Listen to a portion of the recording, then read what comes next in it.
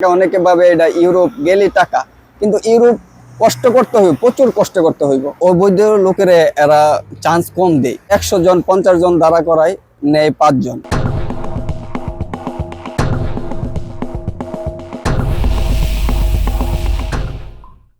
আমার নাম স্বপন, আমার বাড়ি ব্রাহ্মণবাড়িয়া পীরবাড়ি।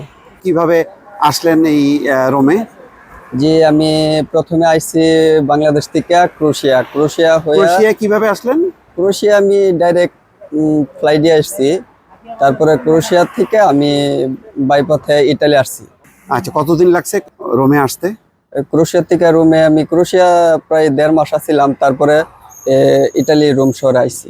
আচ্ছা, আপনার কত খরচ হয়েছে এই এই যে লম্বা পথ পাড়ি দিয়ে আসলেন? কত খরচ হয়েছে আপনার? ক্রোয়েশিয়া আসতে আমার প্রায় 13 লাখ টাকার মতো খরচ গেছে। হ্যাঁ হ্যাঁ। তারপরে ক্রোয়েশিয়া থেকে আমি এখানে বাসে ওইটা এসে পড়ছি। আমার আসতে কষ্ট হয়েছে, কারণ কি ক্রোয়েশিয়া তো তেরকম কাজ নাই। আর বাইপথে ইতালি আসলে আপনার অনেক কষ্ট করতে হয়। আচ্ছা, অনেক কষ্ট করতে হয়, কাগজ নিয়ে অনেক ঝামেলা, অনেক সমস্যা, অনেক। না, ক্রোয়েশিয়া থেকে যে আসলেন এতে, তো এখানে কি খরচ হয়নি? যে হয়েছে প্রায় 50 ইউরোর মতো খরচ হয়েছে। 50, এটাও তো দালালদেরকেই দিতে হয়েছে? জি, দালালদেরকে দিয়ে এদিকে আমার বাসে ওইটা বাসে উঠাই দিছে? জি। আচ্ছা, পৌঁছাতে অসুবিধা হয়নি? না না। আচ্ছা, আর ক্রোয়েশিয়ায় পর্যন্ত যে আসছেন এই 13 লাখ টাকা, এই পুরোটাই কি দালালদেরকে দিতে হয়েছে? জি জি, দালালদেরকে দিতে হয়েছে। আচ্ছা, কতজন আসছিলেন বাংলাদেশ থেকে? আমরা একসাথে আসছিলাম 46 জন। 46 জন। আচ্ছা, সবাই কি আসতে পারছে শেষ পর্যন্ত? জি, সবাই আসতে পারছে। সবাই ক্রোয়েশিয়া আসছে। তারপর ক্রোয়েশিয়া থেকে আসতে পারছে কি? ক্রোয়েশিয়া থেকে সবাই যেখানে যাইতে মন চাইছে ওইখানে চলে গেছে। আচ্ছা আচ্ছা, বুঝতে পারছি। যেভাবে আচ্ছা। হোক ওইখানে আচ্ছা। ওর গন্তব্য স্থানে চলে গেছে। তাহলে আপনার তো এখানে 4-5 মাস হলো না? জি, যেহেতু ডিসেম্বরে আসছেন। জি, আমি জানুয়ারিতে এখানে ইতালি আসছি। ইতালি আসছেন। তাহলে জানুয়ারি থেকে আসার পর থেকে আপনার জীবনটা একটু বলেন, কিভাবে এখন চলতেছে? জানুয়ারিতে আইসা এখানে প্রথমত তো এখানে ভাষা কিছুই বুঝি না। প্রথম অবস্থা আপনি ভাষা শিখতে হইব। তারপর আপনার এখানে রুম পাওয়াটা অনেক টাফ ব্যাপার। একটা আপনি যে থাকবেন, থাকার একটা জায়গাটা পাওয়াটা অনেক টাফ ব্যাপার। তারপরে কাগজপত্র নিয়ে অনেক ঝামেলা। আচ্ছা, কাগজপত্র নিয়ে আপনার পুলিশের কাছে কেস মারা লাগে। তারপর আপনার রাত্রে 2টা 3টা 1টা বাজে পুলিশ স্টেশন গিয়া দাঁড়ায় থাকতে হয়। কেন দাঁড়ায় থাকতে হয়? কারণ আপনার অবৈধ লোকের এরা চান্স কম দেয়। আচ্ছা। 100 জন 50 জন দাঁড়া করায়, নেয় 5 জন। ও আচ্ছা।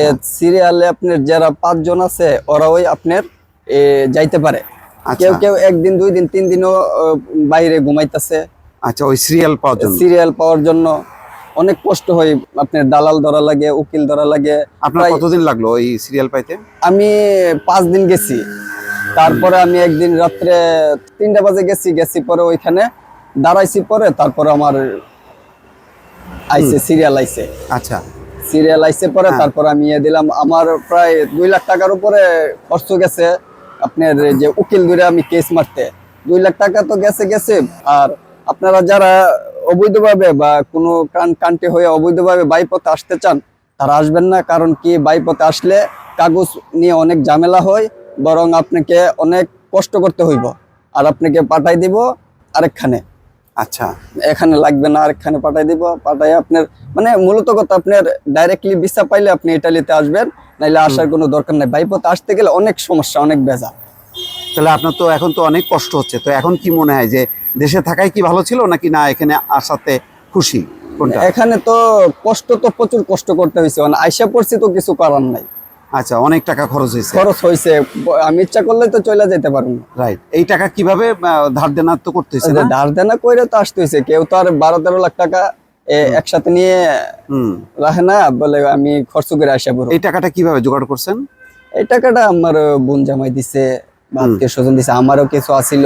আচ্ছা, এভাবে আসছি। আচ্ছা আচ্ছা। তো এখন এই টাকার একটা লোন তো রয়েছে, তাই না? এটা কি এখন শোধ করতে পারতেছেন এখনো? না না না না না, এখনো তো আমি তো কাজে এখানে, বরং আপনার থাকা খাওয়া বাবদ আপনার প্রতি মাসে 40-50 হাজার টাকা যায়। তা এই টাকাটা রোজই কইরা তারপর না আপনি দেশে পাঠাইতেন। ও, সেই অবস্থা এখনো হয়নি? না না, সেই অবস্থা এখনো হয় নাই। তো কি মনে হয়, হতাশা লাগে মাঝে মধ্যে?